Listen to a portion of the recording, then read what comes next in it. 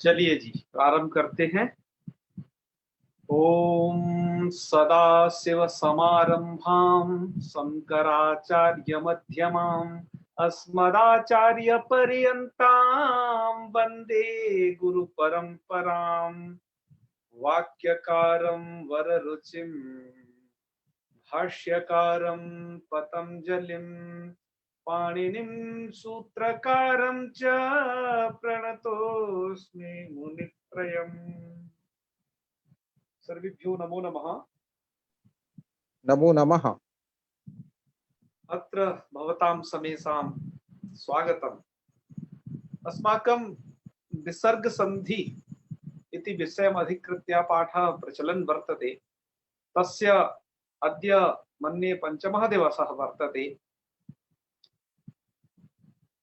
अद्य भवान् विसर्ग संधौ रकारः तस्य लोपश्च इति विषये पठिष्यति।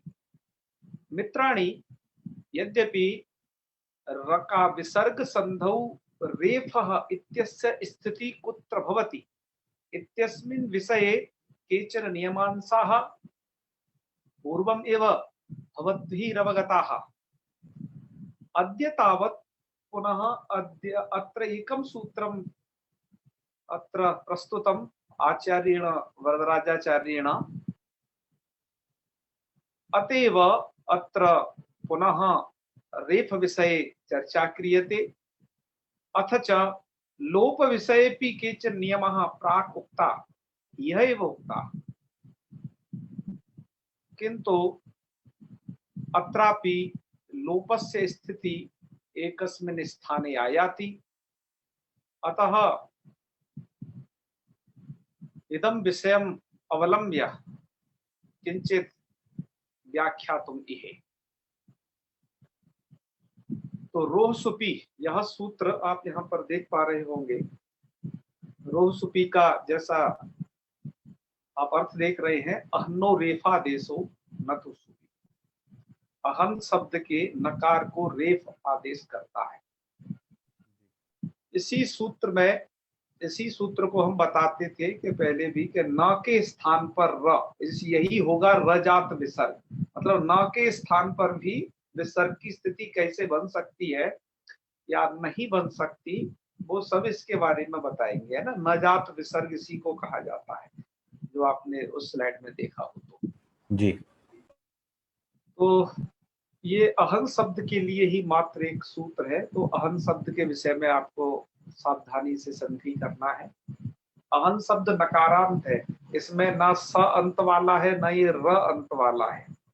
इसलिए सूत्र बनाया रो असुपी। सूत्र का अर्थ होता है अहन्नो रेफादेशः। अहन्नो इत्युक्ते अहन शब्दस्य रेफादेशः, रेफ आदेश हो जाता है, न तो सुपी। यदि उसे सुप प्रत्यय पर में रहेगा तब नहीं यह कार्य हो पाएगा।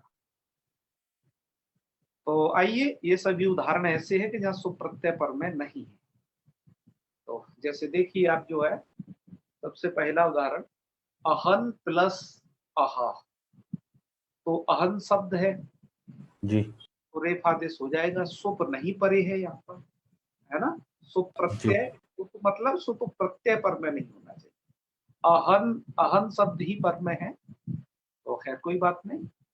तो उसको क्या हो जाएगा, ना को कर दिया र, तो अह रह, अहर अह, और आप इसे मिला देंगे तो क्या बन जाएगा, अह रह। ठीक है। हाँ, यहाँ विसर्ग क्यों नहीं होगा आप जानते हो, खर वगैरह परे नहीं, इसलिए र ही रह जाएगा जी। तो इसलिए आपका यह जो नियम है ये आपको समझ में आ गया होगा। अहरह, इसी को आपने देखा होगा, कहा है अहरह संध्या मुपासिता, अर्थात प्रत्येक दिन संध्या करनी चाहिए। अहरह, ठीक है जी। अब ये समझ में आ गया। आगे दूसरा देखिए, ये तो अच परे का उदाहरण था। यदि हल परे होगा तो क्या उदाहरण होगा, तो अहन प्लस गण। यहाँ पर आपका जस प्रत्यय का गकार है पर में, वो सॉरी उसका हस प्रत्याहार का गकार है पर में, तो ठीक है, अब ये तो पर में ये तो सुप नहीं होना चाहिए ये कहता है, और बाकी कुछ भी परा रहे संसार पूरा, उसे क्या मतलब उस सूत्र को। तो इसलिए यहाँ पर यह क्या करेगा, न को रा करेगा, वही अन्नो रेपाधेसा, और जी उसकी बन जाएगी अहर गणा, मतलब ऐसा रेफ आदेश कर देगा, जब उसे मिलाएंगे तो रेफ से ऊर्ध्वगमनम हो जाएगा। यहाँ पर भी र को विसर्ग नहीं हो पाएगा, कारण वही है, खर परे नहीं है, ठीक है, क्योंकि विसर्ग संधि के पूरे हिसाब में आप जान चुके हो, यहाँ पर अच हस खर, आगे इन प्रत्याहार परे रहने पर इनकी बहुत महत्वपूर्ण भूमिका है, ठीक है। जी तो ये जी दोनों आपने पढ़ लिए, ये सूत्र आपने पूरा पढ़ लिया है ना 2-3 मिनट में कुछ भी नहीं था ऐसा, सब समझ में भी आ गया होगा। जी इसके और उदाहरणों पर चर्चा कर लें, फिर आगे बढ़ेंगे, है ना। हमने कुछ उदाहरणों का भी नोट किया हुआ है, आप उन्हें देखें तो आपको यह विषय और भी एकदम क्लियर हो जाएगा। यह है उसका स्क्रीनशॉट, देखें। हमने भैमी व्याख्या से इसे उद्धृत किया है आप लोगों के विशेष ज्ञानवर्धन के लिए, तो आप इसका अवलोकन करें। इसके और उदाहरण देखिए, जैसे अहन प्लस इदम, तो अहर इदम, ना को र, ठीक है, याद रखिए ना को र। इसके बाद क्या है दूसरा, अहर अहन प्लस इदानी, तो अहर इदानी, अहन अत्र अहरत्र अहरदा, अहर भाति, अहन भाति अहर भाति, जी गच्छति तो अहर गच्छति, इस प्रकार ये प्रयोग है। अच्छा, ये न को र कहाँ नहीं होता है, मतलब ये रो सुपी सूत्र आपका कहाँ नहीं लगेगा, तो उसका एक अपवाद वार्तिक है ये, यह सिद्धांत कौमुदी में पढ़ा गया है। तो हमने थोड़ा आप लोगों की जानकारी के लिए कि ये शब्द आप प्रयोग करते हो, और लघु सिद्धांत में चूंकि यह है नहीं, तो इस दृष्टि से इसको आपको बताना उचित समझा। एक वार्तिक है वहां पर सिद्धांत कौमुदी में, रूप रात्रि रथम तरेशु ऋत्वम वाच्य, रूप रात्रि और रथंतर नाम के यदि शब्द आगे परे हों तो अहं शब्द के न को रू हो जाता है, मतलब उससे रेफ आदेश नहीं होता। अब दोनों में अंतर क्या पड़ता है सूर्यकांत जी, आप जानते हैं कि किसी को रू करना या र करना, दोनों में अंतर है, क्योंकि जब आप रू करोगे तभी आप हसीच और अतोरोर प्लुताद प्लुते दो सूत्रों को लगा पाओगे, क्योंकि वो जी रू के ही रू होने पर ही काम करते हैं। जी और आपका यह जो सूत्र था अभी आपने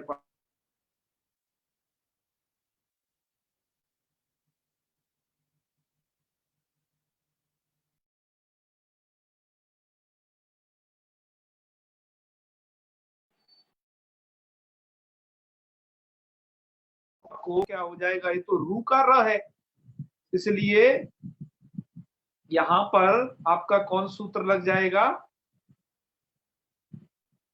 यहां पर आपके सूत्र की प्रवृत्ति होगी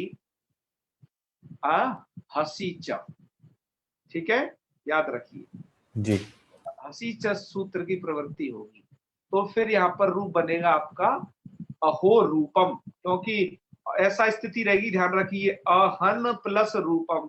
अब अहन के ना को रो सुपियां लग नहीं सकता है, वार्तिक रू कर देगा, रू कर देगा तो रू का बचेगा र, तो अह र रूपम। जी अब चूंकि ये रू का र है, रू का र होने के कारण यहाँ पर उसको क्या हो जाएगा, र रू के र को ऊ हो जाएगा, क्योंकि जी आगे रूपम का र हस परे है, रू को जी रा को ऊ हो जाएगा, और हमें हमें जो आए उसके साथ गुण कर देना आप, तो अहो रूपम प्रयोग बन जाएगा। जी ऐसे ही गतम हम रह अहो रात्रि बन जाएगा, गतम अहो रात्रि, ऐसा यह रात बीत गई, यह इसका अर्थ है। ऐसे ही अहो रथंतरम प्रयोग हो जाएगा, ये वैदिक प्रयोग है आपका, ये भी सिद्ध हो जाएगा। जी तो इस तरीके से आपने यह नियम को भी जाना, ठीक है। जी अब उसी स्लाइड पर वापस लौटते हैं। जी अहन का अर्थ क्या होगा चाहिए? अहन का मतलब होता है दिन। ठीक है जी। जी। अहन का मतलब क्या है? दिन। अहोरात्र वाला भी वही चीज है ना, दिन रात। हाँ, दिन रात। अहोरात्र मतलब अहोरात्रि का है, दिन रात है उसका मतलब। ठीक है। जी। अच्छा, अब आप बताइएगा अहन गणः। सूर्यकांत जी आप बताइएगा अहन गणः, यहाँ पर आपने ये बना लिया, र कर दिया तो अहर गण हो गया। अब यहाँ पर आपका हसीचे सूत्र लग क्यों नहीं लगता है, ये बताइए।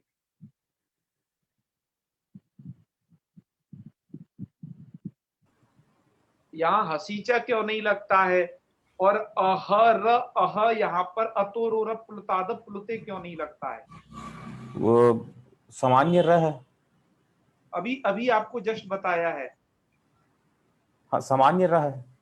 हाँ, यस, वह सामान्य र है, रू का र नहीं। जी। ठीक है। हाँ, पुरुषोत्तम जी ने भी बता दिया, रू का र नहीं है, इसलिए नहीं लगता है। ठीक है ना, अन्यथा वो जी। लग सकते थे, है ना। तो ये सामान्य र है, इसलिए नहीं लगेंगे। ठीक है। जी। चलो, अभी आप समझ गए हो अच्छे ढंग से। आगे चलते हैं अब, है ना। वैष्णवी जी ने कुछ प्रश्न करना चाहा था, यदि वो चाहें तो कर सकती हैं। हाँ, राधा जी, हाँ, आपने भी। सर नमस्कार। हाँ, हाँ, बोले एक एक करके बोले, दोनों एक साथ नहीं। ओके, ठीक है सर। बसंत वैसे वो दूसरे वो पूछ लेती हैं। हाँ, वैष्णवी जी बोलिए। सर फिर से हो गया था टच, है? मिस्टेक से टच हो गया था, मुझे समझ में आ गया। अच्छा, चलिए, कोई बात नहीं, बहुत अच्छा आपने काम किया, ऐसी मिस्टेक करने के लिए धन्यवाद। चलिए आगे आगे राधा जी आप बताइए। हाँ जी सर, ये जो जैसे हम समास करते हैं, जैसे अह च और निशा च, तो यहाँ पर भी यही विसर्ग को र रेफ जो हो जाता है वो भी ऐसे ही होगा। यस, यही तरीका है उसका। और जैसे हम अहर ऐसी, अहर हाँ जी निशम सेवा महे। ठीक है। और यहाँ पर जैसे हम अहो च रात्रम, अह च और रात्रि च करते हैं, तो तो रात्रि में तो अहोरात्र। वो वार्तिक का विषय बन जाएगा ना, हाँ अभी जो ठीक है, वार्तिक ठीक है। बताया। हाँ ठीक है, ये चीज तो मुझे समझ में आई। इसलिए वहां अहो बन जाएगा, वहां र नहीं ठीक रह है, पाएगा, क्योंकि वहां रू का र हो जाता है, तो वो ओ में बदल जाएगा। ठीक है। और जैसे एक ना, जैसे हम यहाँ पर एक चीज आती है, जैसे समास जब हम करते हैं तो उसमें संधि का नियम भी लागू होता है ना। तो अवश्य यहाँ पर जैसे हम करते करते हैं ना जैसे हमने बोला कि शिरह च ग्रीवा च, तो यहाँ पर भी जैसे ओ बना, तो यस ये यस। ओ। ओ कैसे बनेगा? सिरह च ग्रीवा च, सिरस और ग्रीवा शब्द ठीक है है, आपके पास। क्या शब्द है? सिरस ठीक है। और ग्रीवा। ग्रीवा। हम्म। अब सकार नहीं को तो सबसे यहाँ पहले तो आपको विसर्ग से रू को करिए। ओ बन। यहाँ और रू का बचेगा र, और आपको ठीक है। सीखे सूत्र के द्वारा ऊ कर देना है, और आठ गुणा से गुण कर देना है, सिरोग्रीवा। ठीक है। तो लेकिन जब मैं ये पूछना चाह, ठीक है, लेकिन मैं एक चीज और पूछना चाह रही थी। लेकिन जैसे हम करते हैं ना सर्पह च नकुलह च, तो यहाँ क्या विसर्ग से पहले अ है, तो यहाँ विसर्ग को ओ नहीं होगा जब हम जोड़ेंगे तो? कैसे? वहां पर विसर्ग कहाँ रहता है? पर वो तो लुक विभक्ति का तो लुक हो जाता है ना समास में। नहीं और तो फिर सिरस में, इसमें क्यों और नहीं हुआ? सिरस में तो क्या है कि खुद का सकार है, अपना प्रातिपदिक का सकार है वो विभक्ति का सकार नहीं है। सिरस शब्द है ना, सिर शब्द नहीं है। आप ठीक है, हिंदी के कारण उसे कंफ्यूज हो रही हैं। अच्छा ठीक है, तो मूल शब्द हमारा शिरस है। हाँ, वो सिरस शब्द है। और नकुल में तो नकुल शब्द है, वो नकुलस शब्द थोड़ी ना है। वो तो विभक्ति आई थी, उसका लुक हो गया। ठीक है। अच्छा ठीक है, ठीक है। ओके, चलिए, और भी आप जब सुबंत प्रकरण पढ़ेंगी तो इसके बारे में और पता चल जाएगा, और समास की कंडीशन भी आपको समास में बहुत आसानी से पता चलेगी। ठीक है। चलिए, बहुत बहुत जी धन्यवाद। महोदय। सदाशिव जी ने पूछा है कि कृपया रू और र कैसे आते हैं, एक बार पुनः बताने की कृपा करें। तो रू करने के लिए तो आपके पास एक सूत्र है, ससजसो रू। उस सूत्र द्वारा क्या है, आपको रू लाना है। ठीक है। वो रू करता है पदांत सकार और सजुस के सकार को। पदांत सकार ज्यादा मिलेगा, सजुस तो एक ही जगह मिलेगा बस। तो सा को रू में बदलना है आपको, दंत वाले सा को। और र कैसे आता है, आप ये नियम देखते जा रहे हो। र वाला नियम एक उस स्लाइड में बताया था, और सूत्र द्वारा र कैसे होता है ना। तो एक तो ये र कैसे होता है, तो जो एक तो र दो प्रकार का है, एक तो रू का र बचेगा फर्स्ट, और एक र कैसा है कि जहां पर कोई सूत्र डायरेक्ट र का विधान करेगा, जैसे कि आपका यहाँ पर ये रो सुपी सूत्र है, डायरेक्ट र कर दे रहा है। ठीक है, तो ये दो तरीके आपको र मिलेगा, एक तो रू वाला र और एक जो है सिंपल र, जिसको मतलब जो रू के द्वारा नहीं लाया गया हो। जैसे मैं एक उदाहरण आपको बस देने ही वाला हूँ, इस उदाहरण को देखिए एक बार। पुनर प्लस रमते, पुनर में जो र है वो किसका है, अपना र है। पुनर शब्द है ना रेफ वाला है, आपको कैसे पता चलेगा ये रेफांत है, एक बार अव्यय प्रकरण में देखिएगा, पुनर प्रातर, इन शब्दों को पढ़ेंगे जब आप वहां पर, तो आपको पता चल जाएगा कि इनमें स्वाभाविक रेफ है, इसको बनाया नहीं गया है, ये आर्टिफिशियल नहीं है, ये आपको आपने स बनाया हो, स को रू किया हो, उसका रेफ नहीं है जी। हम अब ये वही पढ़ने वाले हैं। यहाँ पर देखिए आप लोगों के जो प्रश्न हैं उनको अभी लेंगे, थोड़ी देर में थोड़ा सा इसे पढ़ लेते हैं। तो आपके पास अब पुनर और रमते, एक यह रूप बनाना है। तो एक सूत्र है आपका, तो पुनर में तो र है, आप देख रहे हो ये खुद का र है, मैंने अभी बताया कि वह किसी रू का र नहीं है। और आप हरिर रम्य और संभुर राजते, यहां पर जो र देख रहे हो रेड वाला, वो सु मतलब यहाँ पर एक प्रक्रिया बच गई है, मैंने वो लिखी नहीं थी। ये वाला जो र है इन दो में, वो किसका र है, सु का, मतलब सु मतलब सकार था, वो सकार को सु से रू हुआ, तो वो सकार के स्थान पर र हुआ है, ये बात आप ध्यान रखें। ठीक है, हाँ मैंने प्रक्रिया के लाघव के लिए आपको उतना आगे से लिख करके बताया है जी। तो ये तो स्वाभाविक रा है, इन दोनों जगह जो रा है आप हमेशा से पढ़ते आ रहे हो, पीछे से शिवस अर्च्या सा को रू करना है, उस तरीके का है उन दो जगह। तो हम अब यहाँ पर क्या करेंगे कि पुनर्रमते और हरिर रम्या, और एक तीसरा प्रयोग है संभुर राजते। अब ये कैसी कंडीशन है, ये अलग प्रकार की कंडीशन है। यह जो कंडीशन है ये बहुत कम मिलती है, और जहां मिले तो फिर आपको समझना है। हमने इसके आज अन्य भी उदाहरण प्रस्तुत करेंगे आप लोगों के सामने, पर ये आपको मिल जाए तो सावधान हो जाना है।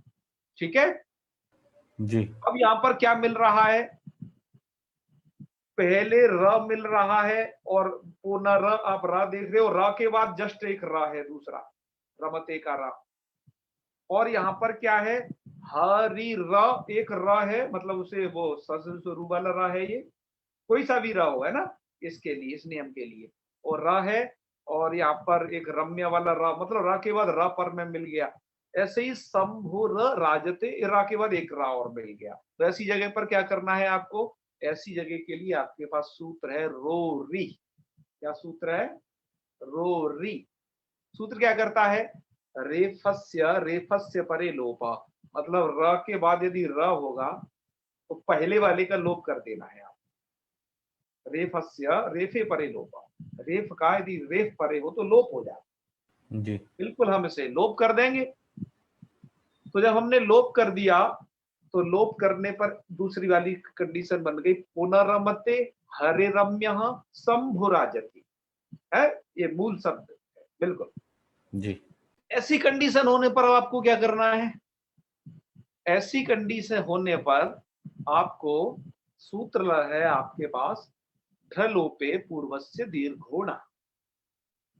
क्या सूत्र है, ढलोपे पूर्वस्य दीर्घोण। ये सूत्र क्या करता है, जब र का लोप हो जाए, रेफ के परे रहते रेफ का लोप हो जाए है, या फिर ढ के परे रहते ढा का लोप हो जाए, ठीक है, तो क्या हो जाता है, ये सूत्र क्या करता है, ढरेफ लोपयो हो निमित्तयो हो, ढ और रेफ के लोप का निमित्त यदि आगे परे है, तो रेफ के लोप का निमित्त है, जैसे यहाँ पर देखिए रमते का र, रम्या का र और राजते का र, ये रेफ के लोप के निमित्त र आगे परे हैं, तो क्या हो जाएगा, ढलोपे पूर्व से दीर्घोणा क्या करता है, कि ढ रेफयो लोप निमित्तयो, उन ढ और रेफ के लोप का निमित्त यदि आगे स्थित है, क्या करता है, पूर्वस्य अणो दीर्घ, पूर्व अण को दीर्घ करता है।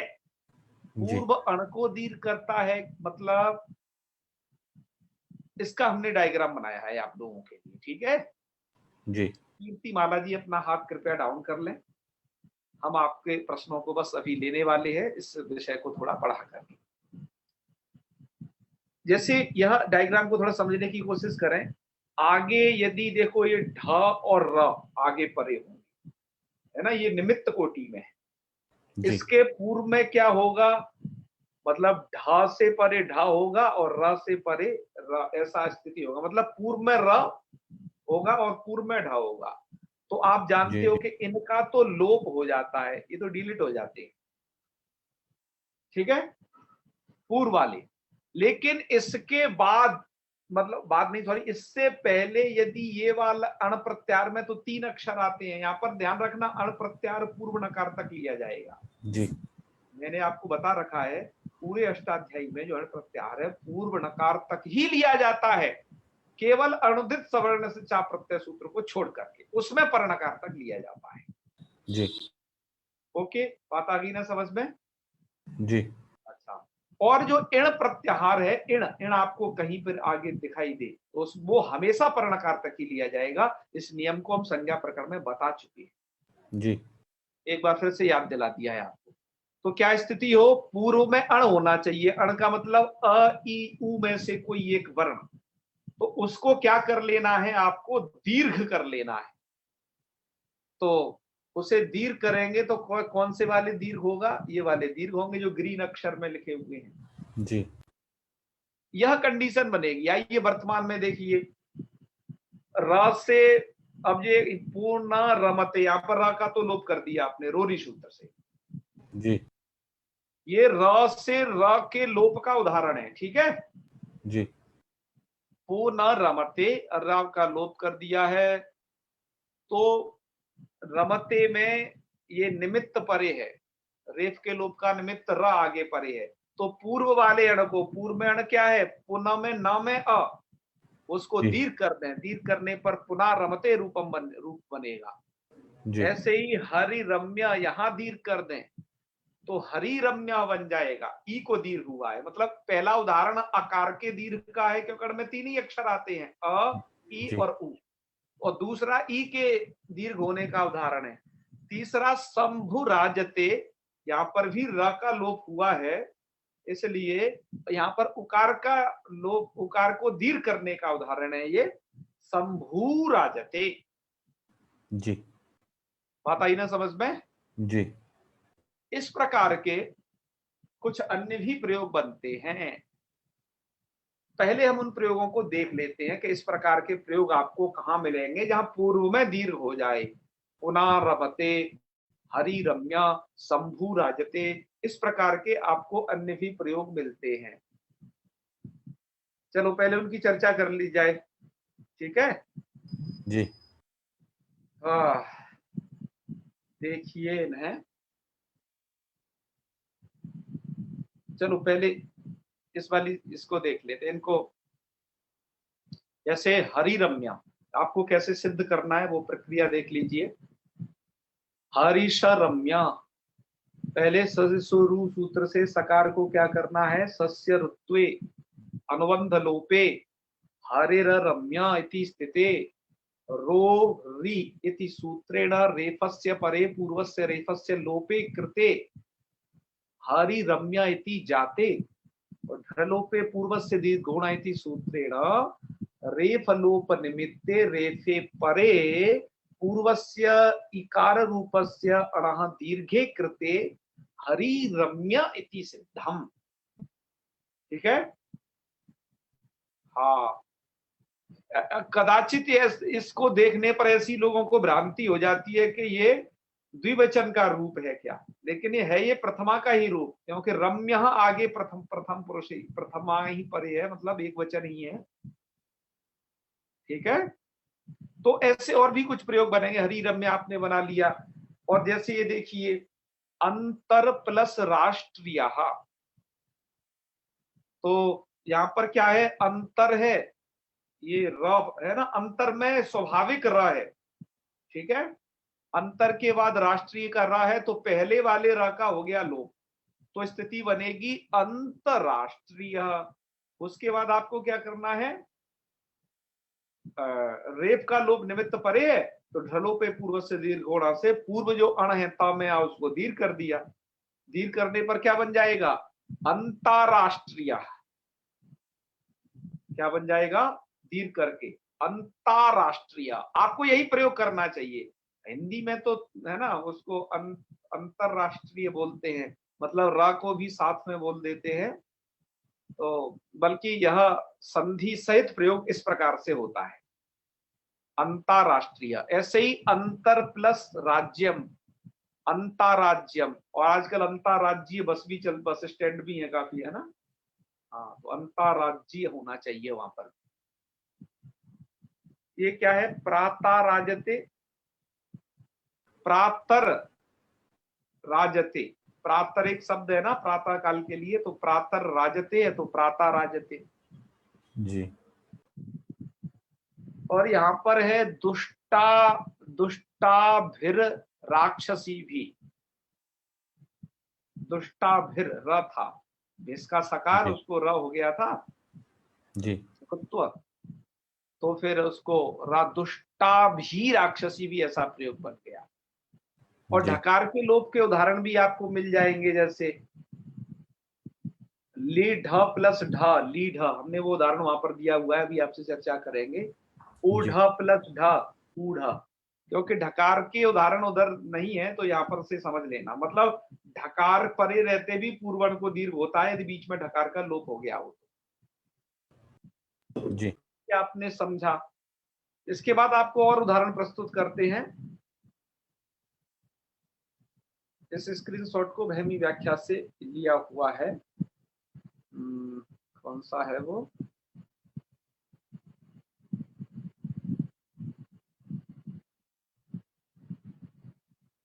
ये वाला है शायद। बिल्कुल, देखो यहाँ पर अहर प्लस रम्यम था तो आहार रम्यम बन गया।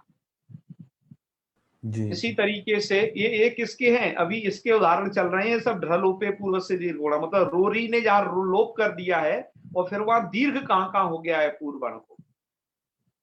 ऐसे ही नर प्लस रम्यम तो ना रम्यम बन गया, है ना। और ये अंतरराष्ट्रीय तो समझ ही गए हो। सवितुर और रसमय, रेप का लोप हो गया पहले वाले का, सवितु रसमय जी। निर प्लस रुक, नीरुक। और ली ढाम तो बना ही दिए थे आप, लिड ढाम, ठीक है। भू, ऐसे ही भूपति, भूपतिर प्लस रक्षति। अब यहाँ र क्यों रह गया, र को विसर्ग नहीं बन पाए, शुरू से उसे रू हुआ क्योंकि आगे हंस परे है इसलिए, तो वो रा ही रह जाएगा।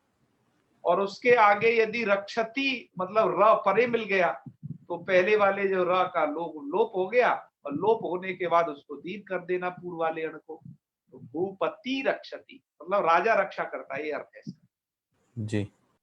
ऐसे ही एक फेरू शब्द है, फेरू कहते हैं गीदड़ को, तो फेरुर रोती और फेरू रोती ऐसा दीर्घ हो जाएगा। ऐसे ही निर प्लस रसह तो नी रसह, जी। निर और रसह नी रसह। ऐसे ही निर प्लस रजह नीरज, नीरज भी ऐसे ही बनेगा, ध्यान रखिए, नीरज शब्द की है संधि विच्छेद।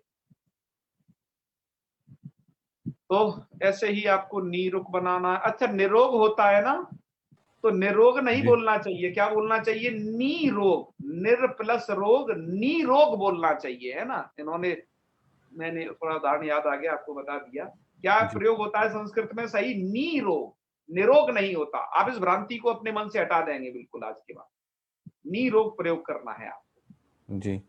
अब ऐसे ही 10वां है ये दासरथिर राम, वो विसर्ग को र हो गया था, मतलब सा को र, और उसके बाद आपने क्या कर दिया, आगे राम था, तो ये संधि कब हो रही है आपने देखा, या आगे र परे हो या आगे ढ परे हो, और पूर्व में यदि र और ढ आ गया तो वो दीर्घ हो जा रहा है। ठीक है, जी तो हमने एक उदाहरण आप लोगों के लिए, हमसे किसी ने पूछा था, तो वाल्मीकि रामायण से, उसके महात्म्य से, वाल्मीकि रामायण के महात्म्य से एक श्लोक का भी स्क्रीनशॉट लिया हुआ है, आप उसको भी देखें, क्योंकि उसमें लोगों को शंका हो जाती है काफी जब उसको देखते हैं। तो ये देखिए आप, ये महात्म्य है वाल्मीकि रामायण का, और ये एक इसमें श्लोक दिया हुआ है, आप इसे अब देख पा रहे होंगे पूरा, कि श्री राम शरणाम समस्त जगताम राम बिना का गति, रामेण प्रतिहन्यते कलिमल रामाय कार्य नमः, रामात्रस्यति काल भीम भुजगो रामस्य सर्वं विषे, है ना, ऐसा है कुछ। आगे क्या है, इसको थोड़ा आगे करना पड़ेगा। और रामे भक्ति रखंडिता भवतु मे रामत्वमे वाश्रयः। तो अब यहाँ पर यह है कि आपने शायद उस संधि को पहचान पाया होगा। यहाँ पर ये गति शब्द दिया हुआ है। गति शब्द तो होता है ह्रस्व ईकारांत हमेशा, है ना, जी ऐसा होना चाहिए था गति ही। और ये गति कैसे प्रयोग हो गया? तो ये ऐसे गति प्रयोग हो गया कि आगे रामेण का र परे है, तो यहां पर स्थिति क्या थी इसकी, गति र और आगे था रामेण। ठीक है, वो आगे समझ लेना। तो इसलिए यहां पर क्या हो गया, रोरी करके रेफ का लोप हो गया, और जो इकार है उसको दीर्घ हो गया। तो क्या बन गया, ये बन गया गति रामेण प्रतिहन्यते कलिमल। समझ गए ना? जी, तो इसको एक साथ पढ़ना चाहिए क्या फिर? हाँ, गति पढ़ के रामेण कर सकते हो, ये तो ऐसी संधि है जो पदांत में हो रही है। ये संधि क्योंकि कब वहां हो पर रही है? एक विराम भी दिया हुआ है ना। हाँ, वो इसलिए कि वो श्लोक, ये यह श्लोक है, छंद के हिसाब से दिया है। छंद के हिसाब से उन्होंने वो लगा दिया है। जी ठीक है ना? जी हाँ, तो इस प्रकार के भी आपको प्रयोग मिलेंगे। हमें ऐसे बहुत सारे प्रयोग श्रीमद् भागवतम में और दुर्गा सप्तशती में भी इस प्रकार के प्रयोग हैं, पर हम उन्हें यह स्मरण नहीं रहा कि वो किस अध्याय में, वैसे याद थे वो जो है, तो इसलिए हम उनका स्क्रीनशॉट नहीं ले पाए। पर ये प्रयोग आपको मिल जाएंगे। उसमें आता है हिरण्यकश्यपु राजा, श्रीमद् भागवतम में आता है ऐसा एक। तो वहां पर भी पू में ऊ को दीर्घ हो गया है, तो राजा आगे परे है इसलिए, है ना। और वैसे लोग सोचेंगे कि ये ऐसा क्या है, हिरण्यकश्यपु तो ह्रस्वकार होता है, तो दीर्घ कैसे हो गया? तो दीर्घ कैसे हो गया, ये ऐसे हो जाता है, आपने नियम जाना। जी तो ऐसे ही अब तो आप उसे पकड़ लोगे, जहां भी मिलेगा दीर्घ मिलेगा तो आगे र जरूर मिलेगा, आपको ध्यान रखिएगा, या ढ मिल सकता है, तो वो जो है तो वो नियम काम करता है। आगे थोड़ा सा उस स्लाइड में थोड़ा सा बचा है, उसको और देख लीजिए। इस स्लाइड में एक चीज अभी शेष रह गई है, वो ये है कि अणः किम, अर्थात आप ये क्यों कहते हो कि अण को ही दीर्घ हो, अण के अलावा कोई वर्ण नहीं चलेगा क्या? कि नहीं चलेगा? उदाहरण बताइए कि त्रिढ़ व्रीढ़ कैसे सिद्ध होंगे? तो ऐसे होंगे, देखिए कि त्रिढ़ आगे ढ, है ना, जी और व्रीढ़ आगे ढ। तो जैसे आप एक रोरी सूत्र पढ़े हो ना, यहाँ ऐसी एक सूत्र है, आगे चल के आपको आएगा ढोडे लोपा, रोरी का भाई है वो। जैसे रोरी क्या करता है, रेफ के परे रहते रेफ का लोप, ढोडे लोपा क्या करता है, ढा के परे रहते ढा का लोप, तो लोप कर दिया ढा का, जी तो स्थिति बन जाएगी त्रिढ़ और व्रीढ़। अब यहाँ पर त्रि में री को दीर्घ होना चाहिए, पर हम तो कह रहे हैं अण, अण को ही दीर्घ होगा। अब री अण नहीं है, री क्या है, अण में नहीं आती ना, क्योंकि अण में 3 वर्ण आते हैं। देखो यहाँ पर पहले ही बता दिया गया है, अ ई उ, क्योंकि पूर्व नकार तक लिया जाता है। तो यहाँ पर क्या बन जाएगा, दीर्घ नहीं होगा तो त्रिढ़ वृढ़। दीर्घ कहाँ होगा, जैसे इसको देखिए लीढ़, हम एक बार वहां बता चुके हैं, फिर भी एक बार देखिए। और ढोडे लोपा से ढाका लोप कर दिया तो ली, वो ली ढ ऐसा। और फिर आपको क्या करना है, ढकार परे है, ढ और वो ढ के लोप का निमित्त है आगे, वो ढकार परे है, तो पूर्व वर्ण को क्या हो जाएगा, दीर्घ। और ई तो अण में आ जाती है, यहाँ दीर्घ हो जाएगा तो क्या बन जाएगा, लीढ़ा बन जाएगा। समझ गए ना जी। यस। आपके प्रश्न हो तो आपका स्वागत है, बताएं। जी, कीर्तिमाला जी का था प्रश्न एक तो पहले। हाँ, आप बताएं, और भी जो है काफी और जो लोग होंगे वो कह सकते हैं। जी गुरुजी, वो पहला जो समझाया था आपने, वो हाँ। अहन अह में अहर कैसे बन गया? वो एक सूत्र था ना, रो सुपी, ना को र कर दिया उसने। तो कोई भी न को र हो जाएगा उससे? कोई भी नहीं, ना को नहीं होगा। सूत्र का अर्थ बताइए मुझे क्या है, सूत्र का नहीं अर्थ क्या पता है, चला। अहन्नो रेफा देसा। सूत्र के अर्थ पे ध्यान दें, अहन शब्द के ना कोई रेफादेश हो जाएगा, और किसी को थोड़ी ना होगा। अच्छा, सिर्फ ठीक है? अहन शब्द होगा तो फिर वहां पे अहर हो जाएगा। हाँ, और उसके और अहोरात्र, अहन और रात्र जो सा होता है, अहोरात्र हो जाएगा। तो वहां पर तो जो है र नहीं होगा, वहां रू होगा। रू होने के कारण अहोरात्र हुआ है, ठीक है, वो वार्तिक के कारण, वार्तिक आपको दिखाया था वो। जी जी। हाँ हाँ हाँ। तो दोनों में फर्क समझना कि रू क्यों किया जाता है और केवल र क्यों किया जाता है। ठीक है, ये भी बता दिया है आपको। हाँ, उसको दिमाग में लाना। चलिए, मनीष निर्मल जी। प्रणाम गुरुजी। हाँ, हर हर महादेव, बोलिए। गुरुजी, जो रोरी सूत्र से हमने रेप का लोप किया है, ये स्वाभाविक रेप और रू वाला रेप दोनों का होगा ना जी? हाँ बिल्कुल, दोनों के उदाहरण है, दोनों का होगा। राइट, बिल्कुल आपने सही पकड़ा। जी जी, यही पूछा था। Thank you. बहुत अच्छे, बहुत अच्छे। राधा शर्मा जी। सर मेरी ना एक समस्या और है, एक्चुअली में ना मुझे थोड़ी दिक्कत ज्यादा है, क्योंकि हमने कभी ऐसे पढ़ा नहीं ना, इसलिए। कोई बात तो नहीं। जब मैंने ना 2 मिनट लेट आई थी, जो हमारा जो आपने अहन बताया, जो न का रा होता है, तो हमारा मूल शब्द अहन है ये। हाँ, अहम है मूल शब्द। आपने देखा होगा, भले ही लेट आई हो, लेकिन आपने नहीं, मैंने स्लाइड में देखा तो, मगर मैंने ये समझ नहीं पाई, नहीं मूल शब्द अहन ही है ना। बिल्कुल बिल्कुल अहम। ओके, अच्छा। सप्तमी अहन बनती है गुरुजी, है ना? है, सप्तमी तभी अहनी बनती है, अहनी। हाँ, अहन्य अहन्य भूतानि गच्छन्ति यम मंदिरम शेषाश्चर्यात्मकन्ति किमाश्चर्यमतः परम। ऐसा ही महाभारत का श्लोक है। सर त्वक का मूल शब्द क्या है, वैसे ही मैं पूछ रही हूँ, एक मिनट। क्या? त्वक एक शब्द होता है ना, त्वक, इसका अभी मूल। यह आपका प्रश्न है, इस प्रसंग के अनुकूल नहीं है, तो कृपया ऐसे प्रश्न ना पूछें। नहीं, आप एक बार प्लीज बता दीजिए, बस मूल शब्द बता दीजिए। यहाँ उनका कोई औचित्य नहीं है, प्लीज ऐसा नहीं करें, दूसरों को परेशानी होगी इससे। अच्छा अपने चलो, प्रश्नों ठीक को है, अलग से पूछें, ठीक है। कोई औचित्य नहीं है इनका। आप प्रश्नों तो अनंत है दुनिया में, पर हम प्रश्नों के लिए नहीं, आज जो पढ़ाया उस विषय से प्रश्न है ना। अब इसका नंबर आए तब उसका पूछना आप बस, ठीक या है। फिर अलग से पूछ लें, ऐसे प्रश्न पूछते हैं तो। हाँ, बताइए। बेकरी जी। बेकरी। आचार्य जी नमो नमः। जी, नमो नमः। ये जो आपने अंतरराज्यीय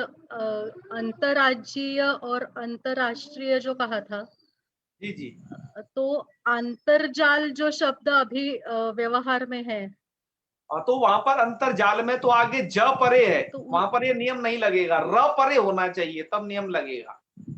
तो अंतरराज्यीय अच्छा, और तो अंतरराष्ट्रीय में तो ये नियम होगा, क्योंकि आगे राज्य और राष्ट्र शब्द परे।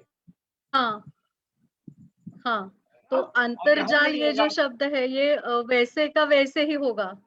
यस यस, ठीक है ना, क्योंकि अच्छा, वहां र ही रह जी, जाएगा, धन्यवाद। आगे हस प्रत्यार परे है, तो र को विसर्ग वगैरह कुछ भी नहीं होने का है। तो वो जैसा है वैसा ही वहां रहना है। यस यस यार, और अंतर शब्द में स्वाभाविक रेफ है, रू का नहीं है ये, ठीक है, ये भी ध्यान रखना। हाँ, क्योंकि जो देखो यह अंतर पड़ता है, ध्यान धन्यवाद। रखना, जो स्वाभाविक रेप होता है, रू वाला रेप नहीं होता, उसमें आप हसीच हाँ प्लुताद प्लुते सूत्र से ऊ नहीं कर सकते और वो ओ में नहीं बदल सकता कभी भी, उसके गुण जी नहीं हो पाए। जी और जो रू वाला र रहेगा उसको आप ये सब काम कर सकते हो, हस प्रत्याहार के वर्ण परे रहते या फिर ह्रस्वकार अच्छा। पर में हो तो, और पूर्व में भी जी। ह्रस्वकार होना चाहिए, जी धन्यवाद है सर। ना। और ये विसर्ग संधि का बार बार चिंतन करें, जी है ना। जी हाँ, यह मैंने आपसे कहा, ये पजल है, आपको एक एक शब्द को इसमें रखना होगा। और मैंने आपको जी कुछ उदाहरण कल अभ्यास के लिए भेजे थे आप सभी लोगों को, हालांकि वो आप जी लोग उन्हें करें, ग्रुप में जी भेजें, जी राधा जी ने कुछ करके भी भेजे थे, तो आप उन्हें जी करें। मैं यह अभ्यास इसलिए देता हूं कि हमारे पढ़ाई में कोई एक स्टेप अधूरा ना रह जाए, जी है ना, क्योंकि जी उससे तभी पूर्ति हो पाएगी हम पूरे अच्छे उसकी। धन्यवाद। जी जी, आगे। सोमशेखर जी। हाँ आचार्य जी नमस्कार। नमस्कार। हाँ एक चीज पूछना था विसर्ग संधि में ही, जैसे अपन बोलचाल में बोलते ना नमो नमो, एक्चुअली विसर्ग में नमः नमः का वो उसका नमो नमो होता है क्या? मैं ऐसे पूछ रहा हूँ। देखो नमो नमः हो जाएगा आगे, यदि आप कोई वर्ण नहीं बोल रहे हो तो, क्योंकि विसर्ग संधि में आगे का वर्ण बहुत महत्वपूर्ण रहता है कि वो आगे क्या है, वो हस है या खर है। तब ये अब कैसे हो जाएगा, देखो नमो नमः तो हो जाएगा, कैसे होगा देखो ध्यान दीजिए।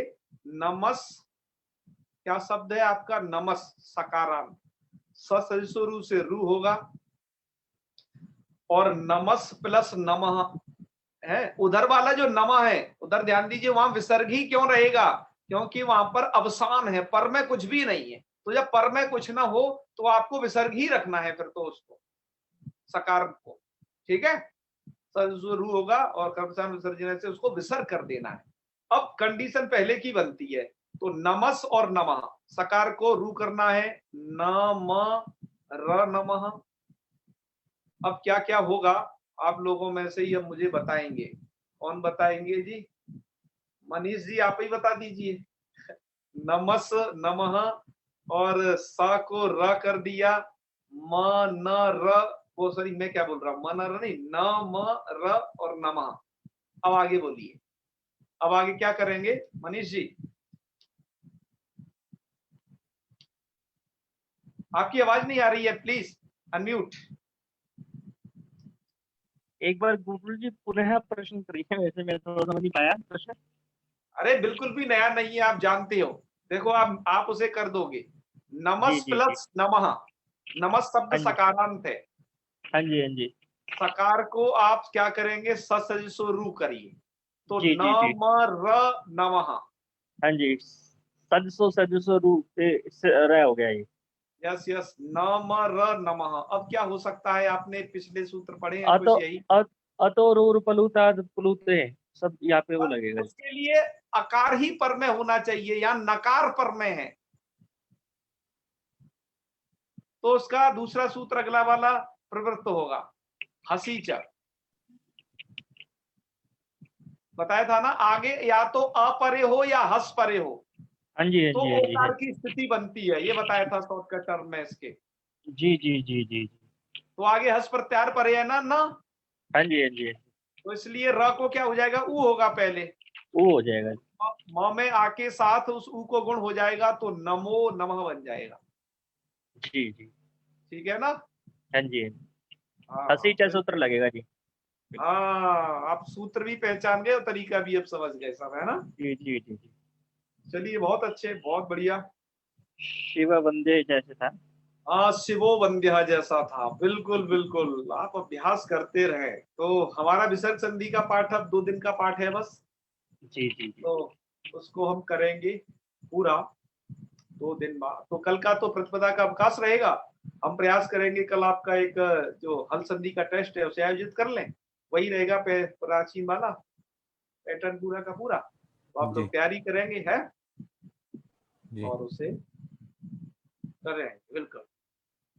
हाँ, रू होगा, कोई बात नहीं, होगा रू। चलें तो समापन करते हैं क्यों सूर्यकांत जी, और तो भी प्रश्न नहीं है? जी नहीं दिख रहे। चलिए आप लोग लगातार अभ्यास करते रहे बस। जी। चलिए, ओम सर्वे भवन्तु सुखिनः, सर्वे सन्तु निरामयाः, सर्वे भद्राणि पश्यन्तु, मा कश्चित् दुःखभाग् भवेत्। ओम शांति शांति शांति।